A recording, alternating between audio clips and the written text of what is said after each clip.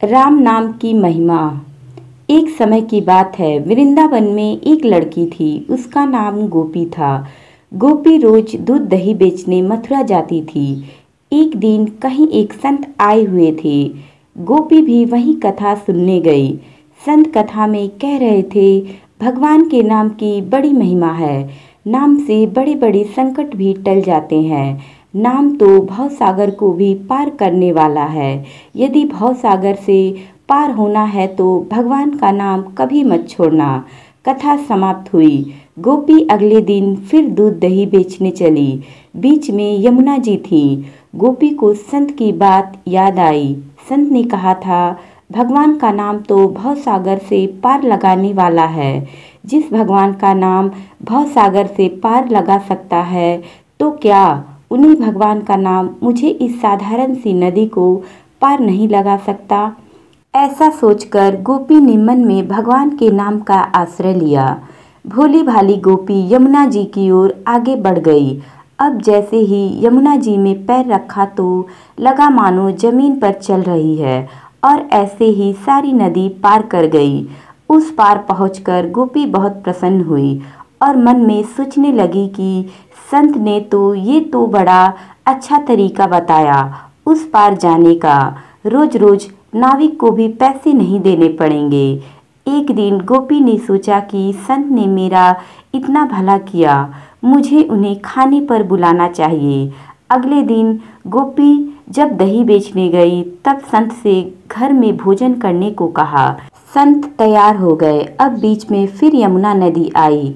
संत नाविक को बुलाने लगा तो गोपी बोली, बाबा, नाविक को क्यों बुला रहे हैं? हम ऐसे ही यमुना जी में चलकर पार करेंगे। संत बोले, गोपी कैसी बात करती हो? यमुना जी को ऐसे ही कैसे पार करेंगे? गोपी बोली, बाबा, आपने ही तो रास्ता बताया था। आपने कथा में कहा था कि भगवान के नाम का आश्रय लेकर भवसागर को भी पार हो सकते हैं। तो मैंने सोचा, जब भवसागर से पार हो सकते हैं तो यमुना जी से पार क्यों नहीं हो सकते? और मैं ऐसा ही करने लगी। इसलिए मुझे अब नाव की जरूरत नहीं पड़ती। संत को विश्वास नहीं हुआ। बोले, गोपी तू ही पहले चल, मैं तुम्हारे पीछे पीछे आता हूँ। गोपी ने भगवान के नाम का आश्रय लिया और जिस प्रकार रोज जाती थी वैसे ही यमुना जी को पार कर गई। अब जैसे ही संत ने यमुना जी में पैर रखा तो पानी में गिर गए। संत को बड़ा आश्चर्य हुआ। अब गोपी ने जब देखा कि संत तो पानी में गिर गए हैं, तब गोपी वापस आई और संत का हाथ पकड़कर जब चली तो संत भी गोपी की भांति ही ऐसे चले जैसे जमीन पर चल रहे हो।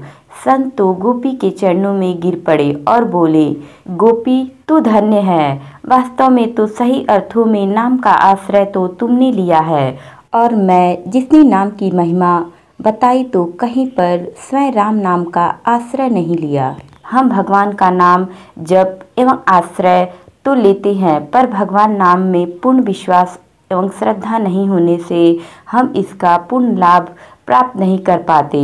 शास्त्र बताते हैं कि भगवान श्री कृष्ण का एक नाम इतने पापों को मिटा सकता है जितना कि एक पापी व्यक्ति कभी कर भी नहीं सकता। कितने भी अनमोल रत्न हो, मिलते सागर की गहराई में। राम नाम से तो पत्थर तैरे, दम है इस सच्चाई में। दोस्तों, कहानी अच्छी लगी तो लाइक करें, शेयर करें, कमेंट करें और चैनल को सब्सक्राइब करें। Thank you.